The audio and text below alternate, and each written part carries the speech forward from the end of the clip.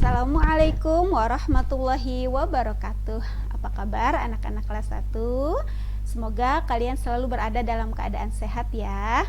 Bertemu kembali dengan Ibu Nisa dari SD Negeri Bima. Yes, oke. Anak-anak, sebelum kita belajar, mari kita berdoa terlebih dahulu ya. Kita berdoa bersama. Bismillahirrahmanirrahim. Raditu billahi robba wabil islami dina wabi Muhammadin nabiyya wa rasula. Rabbi zidni ilma warzuqni fahma. Amin. Anak-anak, tak lupa Ibu mau mengingatkan kalian untuk senantiasa mematuhi protokol kesehatan seperti memakai masker, mencuci tangan, dan menjaga jarak. Anak-anak, pada kesempatan kali ini Ibu akan memberikan materi pendidikan agama Islam dan budi pekerti untuk kelas 1, yaitu sholat dan kegiatan keagamaan. Anak-anak pasti sudah tahu ya tentang sholat. Kalian sudah pernah sholat? Nah, sudah pernah sholat, tapi tahu nggak apa itu artinya sholat?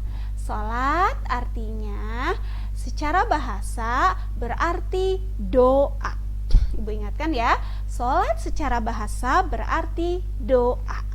Adapun secara istilah, sholat artinya suatu amalan yang dimulai dengan niat dan takbiratul ihram dan diakhiri dengan salam. Anak-anak, setiap muslim wajib untuk mengerjakan sholat. Umat Islam yang sudah baligh wajib untuk mengerjakan sholat. Nah, walaupun kalian belum baligh, kalian harus sudah belajar untuk sholat, supaya nanti bila kalian sudah baligh, kalian sudah terbiasa melaksanakan sholat. Nah, anak-anak, bila kita mengerjakan sholat, maka kita akan mendapatkan pahala dari Allah Subhanahu wa Ta'ala. Tetapi bila kita meninggalkan sholat, maka kita akan berdosa. Anak-anak, dalam sehari semalam kita wajib melaksanakan sholat yang 5 waktu. Sholat terdiri atas bacaan dan gerakan. Kita harus menghafalkannya agar sholat kita menjadi sempurna. Sholat adalah rukun Islam yang kedua. Sholat juga merupakan tiang agama. Artinya, sholat adalah ibadah yang paling utama dalam agama Islam. Nah, anak-anak, sholat bisa dikerjakan sendiri, tetapi sebaiknya sholat dilakukan secara berjamaah. Sholat berjamaah artinya sholat yang dikerjakan secara bersama-sama, baik itu di masjid, di musola, maupun di rumah. Seperti pada gambar di layar ini ya anak-anak ya. Anak-anak, sholat wajib yang 5 waktu disebut juga sholat fardu. Sholat fardu yang 5 itu, yang pertama yaitu sholat subuh. Sholat subuh terdiri dari 2 rakaat dan dilaksanakan pada waktu hari sekitar pukul 4.30. Yang kedua, sholat zuhur. Sholat zuhur dikerjakan pada waktu siang, yaitu sekitar pukul 12 siang dan terdiri dari 4 rakaat. Yang ketiga yaitu sholat asar. Sholat asar terdiri dari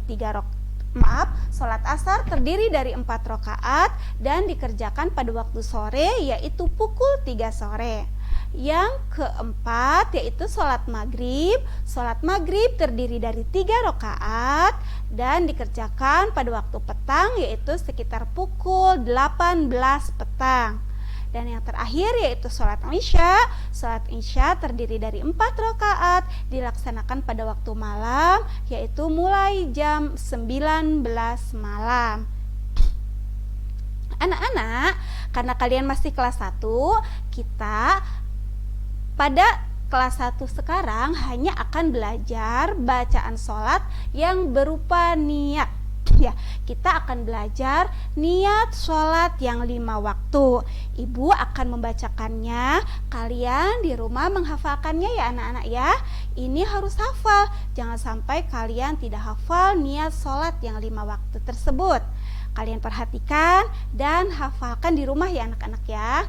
Yang pertama, niat sholat subuh. Bunyinya usolli fardhu subhi rakaataini mustaqbilal qiblati ada'al lillahi ta'ala. Yang kedua, niat sholat zuhur, usolli fardhu zuhri arba'a raka'atim mustaqbilal qiblati ada'al lillahi ta'ala. Yang ketiga, niat sholat asar, bismillahirrahmanirrahim, usolli fardhul asri arba'a raka'atim mustaqbilal qiblati ada'al lillahi ta'ala. Yang keempat, niat sholat maghrib, usolli fardhul maghribi salasa raka'atim mustaqbilal qiblati ada'al lillahi ta'ala. Yang kelima, niat sholat isya, usolli fardhul isya'i arba'a raka'atim mustaqbilal qiblati ada'al lillahi ta'ala. Anak-anak, itulah bacaan niat sholat yang 5 waktu. Niat sholat yang ibu bacakan tadi adalah niat sholat ketika kita sholat sendiri. Tetapi bila kita menjadi makmum, maka niatnya ditambahkan makmuman. Bila kita menjadi imam, maka ditambahkan imaman setelah lafaz adaan ya. Oke. Selanjutnya, materi kita yaitu tentang kegiatan keagamaan. Anak-anak, di lingkungan sekitar kita banyak diselenggarakan kegiatan keagamaan. Nah, kegiatan keagamaan yang pertama yang akan kita bahas yaitu TPA. Nah, kalian pasti tahu ya TPA. TPA adalah singkatan dari Taman Pendidikan Al-Quran. TPA adalah tempat belajar mengaji dan ilmu agama yang lainnya.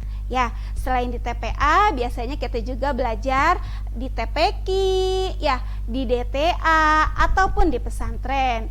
Nah, TPA biasanya dilaksanakan di masjid pada sore hari dan dibimbing oleh para ustadz dan ustadzah. Ingat anak-anak ya, kalian harus senantiasa semangat dalam belajar mengaji. Karena dengan mengaji kita bisa membaca Al-Quran. Dan Al-Quran adalah pedoman hidup umat Islam. Kegiatan keagamaan yang selanjutnya yaitu pengajian rutin.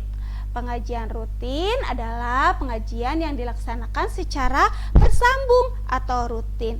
Ada yang dilaksanakan seminggu sekali, ada yang dilaksanakan sebulan sekali, ada yang dilaksanakan pada malam Jumat, pada malam Minggu, atau pada malam dan hari-hari yang sudah ditentukan. Pesertanya biasanya terdiri dari ibu-ibu atau bapak-bapak. Mereka datang ke masjid atau ke musola atau ke rumah-rumah penduduk biasanya untuk mendengarkan tausiah dari para kiai atau ustadz-ustazah, atau juga untuk bertadarus Al-Quran dan berzikir secara bersama-sama seperti membaca tahlil, membaca sholawat al-barzanzi, dan membaca istighosah. Kegiatan keagamaan selanjutnya, oh iya anak-anak, ini adalah gambar contoh pengajian rutin yang dilaksanakan oleh ibu-ibu. Mereka mendengar tausiah dari seorang ustazah. Nah, selanjutnya kegiatan keagamaan yang ketiga yaitu pengajian akbar. Pengajian akbar artinya pengajian besar. Pengajian besar karena pesertanya itu banyak sekali, bisa terdiri dari ratusan bahkan ribuan orang. Pesertanya terdiri dari bapak-bapak, ibu-ibu, anak-anak, dan remaja. Nah, seluruh penduduk boleh mengikuti pengajian akbar. Pengajian akbar ini biasanya dilaksanakan di masjid ataupun di lapangan. Nah, biasanya pengajian akbar ini dilaksanakan dalam rangka memperingati hari besar agama Islam seperti Nuzulul Quran, Isra Mi'raj, Maulid Nabi, Tahun Baru Islam, Halal Bihalal, dan lain sebagainya.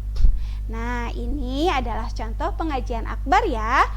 Yang mengisi tausiahnya adalah Mamah Dedeh. Kalian pasti sudah tahu ya Mamah Dedeh ya. Oke anak-anak, itulah materi kita pada kali ini tentang sholat dan kegiatan keagamaan. Semoga bisa kalian mengerti ya anak-anak ya.